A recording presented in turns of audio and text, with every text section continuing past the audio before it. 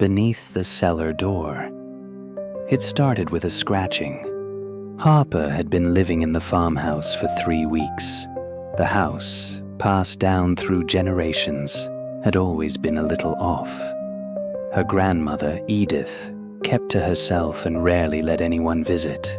She remembered summer trips here as a child, faint memories of dark hallways, dusty curtains, and a constant bone-deep cold that lingered even in July. The cellar had always been off-limits. "Some doors ain't meant to be opened," her grandmother used to say, resting her hand on the thick padlock like it was more than metal, like it was a seal. But that was then. Now Harper lived alone in the house, or so she thought. The scratching began on the 6th night. At first, she thought it was just the wind or an animal, but it always started at the same time, 12:13 a.m., sharp. First a faint scraping, then a clawing, as if something with broken nails was trying to dig its way out. Sometimes she could hear it moving with her. When she paced the kitchen above, the sounds followed her footsteps beneath the floorboards. By the 10th night, she could hear whispering, muffled, slippery. Her name sometimes. Sometimes something worse. Not quite English. Not quite human. She tried to ignore it, put in earplugs, turned up music, left the lights on all night. But nothing helped. The house wanted her to hear it. Then came the dream. In it, she stood at the top of the stairs in front of the cellar door. The padlock was gone, the door gaping open. A black wind poured out, and a voice whispered, "She never fed us." Harper woke with her hands caked in dirt. Under her nails, reddish clay. Her bare feet were filthy. The hallway smelled like damp soil. The lock was gone.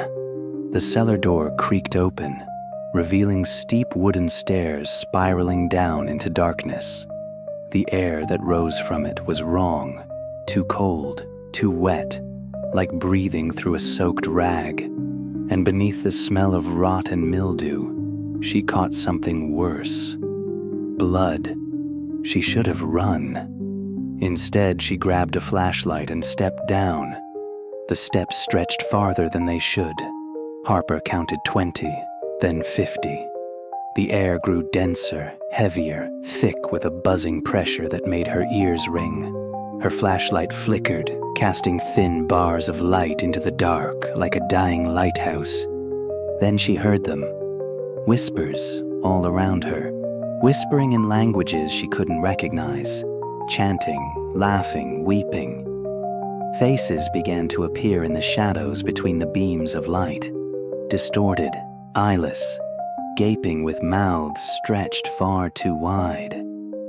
At the base of the stairs, the cellar opened into a vast underground room carved from stone and packed earth. It wasn't part of the house. It was older, much older. The walls were etched with symbols that writhed when she looked at them too long. Bones lined the edges, human and animal, twisted together like roots. In the center stood a well, but it wasn't for water. It was a pit, a gaping mouth in the earth, black and pulsing with the breath of something sleeping deep below. Harper felt it in her bones, a presence, immense and ancient, curling in its sleep like some buried leviathan. Around the pit stood figures, motionless and rotted. They were not statues. Desiccated corpses, each with their hands raised toward the ceiling, mouths agape in eternal screams. They weren't random. They were arranged in a circle, a ritual, a sacrifice. One of them wore her grandmother's locket. Harper staggered back, breath frozen in her throat. Behind her, the stairs had disappeared. The passage had collapsed. She was trapped, and the whispering grew louder. A new voice joined the chorus, closer than the rest. From the pit, We remember her. She would not feed us, but you came willingly. From the pit, something moved. A claw the size of a man's torso reached up, pale and veined, gripping the stone lip of the well. Then a second, then a horned, dripping head, amphibious, insectile, hungry, heaved into view. Harper screamed, but there was no one to hear it. In the morning, the house stood silent.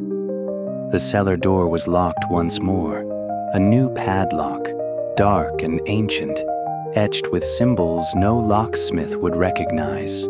In the kitchen, a fresh cup of tea steamed on the table, untouched, and beneath the cellar door, faintly, came the sound of scratching.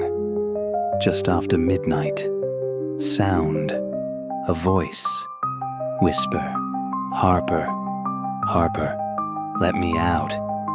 Thank you for watching Fear Files Real Nightmares. Until next time, keep your lights on and your doors locked.